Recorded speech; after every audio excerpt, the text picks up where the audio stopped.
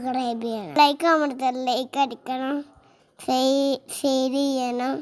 Hi അസ്സലാമു അലൈക്കും. Welcome to our channel snack time Kerala. ഞങ്ങളുടെ ചാനൽ ഇതുവരെ സബ്സ്ക്രൈബ് ചെയ്തിട്ടില്ലെങ്കിൽ സബ്സ്ക്രൈബ് ചെയ്യുക. അതുപോലെ പുതുപുത്തൻ വീഡിയോസിൻ്റെ നോട്ടിഫിക്കേഷൻ ലഭിക്കാൻ വേണ്ടി ബെല്ലൈക്കനും ക്ലിക്ക് ചെയ്യുക. ഇന്ന് നമ്മളിവിടെ ഉണ്ടാക്കാൻ പോകുന്നത് ഇലടയാണ്. അപ്പോൾ അതിനാവശ്യമായിട്ടുള്ള സാധനങ്ങൾ എന്തൊക്കെയാണെന്ന് നോക്കാം. ഇവിടെ ഞാൻ 2 കപ്പ് അമൃതം പൊടിയാണ് എടുത്തിട്ടുള്ളത്. പിന്നെ അതിലേക്കുള്ള ഫില്ലിങ്സായിട്ട് തേങ്ങയും ശർക്കരയുമാണ്. അത് മിക്സ് ചെയ്തിട്ടാണ് എടുത്തിരിക്കുന്നത്.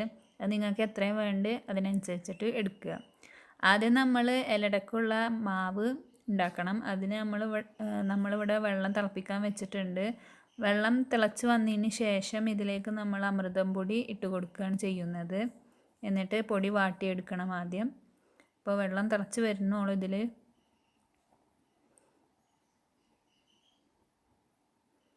അപ്പോൾ നമ്മൾ അമൃതം പൊടി ഇട്ടുകൊണ്ടിരിക്കുകയാണ്. അപ്പോൾ മുഴുവനായിട്ട് കൊടുത്തിട്ട് നന്നായിട്ട് ഇളക്കിയെടുക്കണം. അപ്പോൾ നമ്മൾ പൊടി വാട്ടിയെടുത്തിട്ടുണ്ട്. ഇത് നമ്മൾ പത്തിരിയൊക്കെ ഉണ്ടാക്കുന്നത് പോലെ തന്നെയാണ് ഇങ്ങനെ ചെയ്യുന്നത്. ഇനി നമുക്കിത് കുഴച്ചെടുക്കാം. അപ്പോൾ ചൂടോട് കൂടിയിട്ട് തന്നെ കുഴച്ചെടുക്കണം. ചൂടിൻ്റെ ചൂട് എത്രയാണോ അതിനനുസരിച്ചിട്ട് പതുക്കെ കുഴച്ചെടുത്താൽ മതി. നന്നായിട്ട് കുഴച്ചെടുത്തിട്ട് ചപ്പാത്തിയുടെ ഒക്കെ ഒരു പരിവാകുന്നത് വരെ, ചപ്പാത്തി മാവിൻ്റെ പരിവൊക്കെ ആവുന്നത് വരെ നല്ല സോഫ്റ്റായിട്ട് കുഴച്ചെടുക്കണം.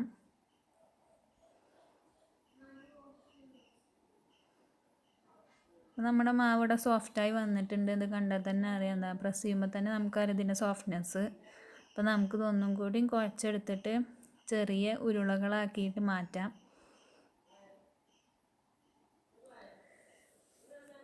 നമ്മൾ കുറച്ച് മാവ് എടുത്ത് കുഴച്ച് ശരിയാക്കുമ്പോൾ ഒന്നും കൂടി സോഫ്റ്റ്നെസ് ലഭിക്കും. അതിന് വേണ്ടിയിട്ടാണ് ഇങ്ങനെ ചെയ്യുന്നത്. ഇനി നമുക്കിത് ഉരുളകളാക്കി എടുക്കാം.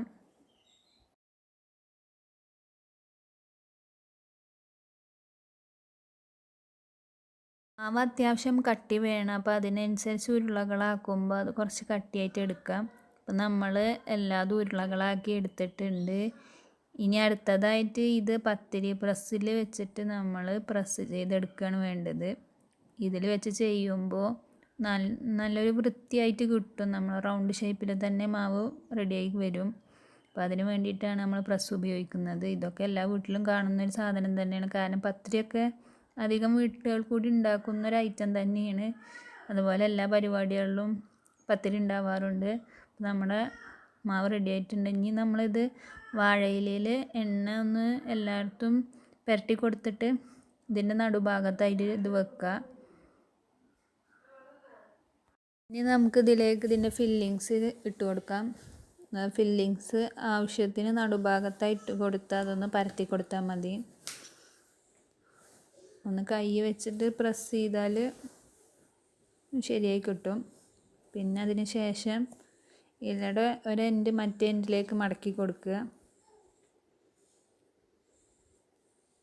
എന്നിട്ട് ആ 2 എൻഡും ഒന്നുകൂടി മടക്കി വെക്കുക.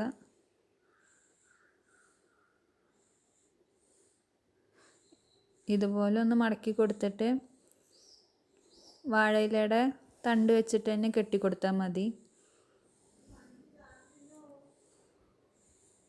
ഇനി നമ്മൾ കെട്ടിക്കൊടുത്തിട്ടുണ്ട്. ഒരു 4 എണ്ണം അങ്ങനെ കെട്ടി വെച്ചിട്ടുണ്ട്.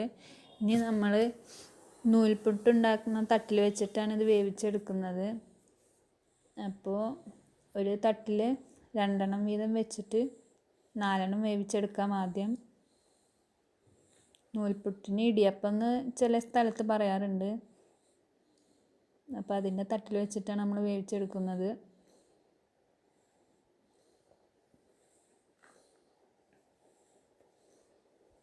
പൊട്ടിപ്പോവാതെ ശ്രദ്ധിച്ച് വെക്കണം. ഇനി നമുക്കിത് വേവിച്ചെടുക്കാം.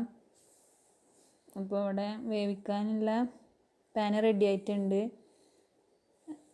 നമുക്കൊന്ന് ഇറക്കി കൊടുത്ത് അടച്ച് വെച്ച് ഒരു 10 മിനിറ്റ് മതി ഇത് വേവിച്ചെടുക്കാൻ.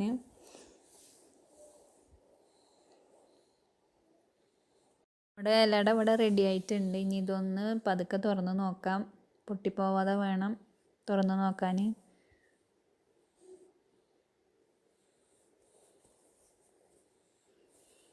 ഇതൊരു വെറൈറ്റി ഡിഷാണ്. അപ്പോൾ എല്ലാവരും ഒന്ന് ട്രൈ ചെയ്ത് നോക്കണം. ഇതധികം ആരും കണ്ടിട്ടുണ്ടാവില്ല, അമൃതം പൊടി വെച്ചിട്ട്.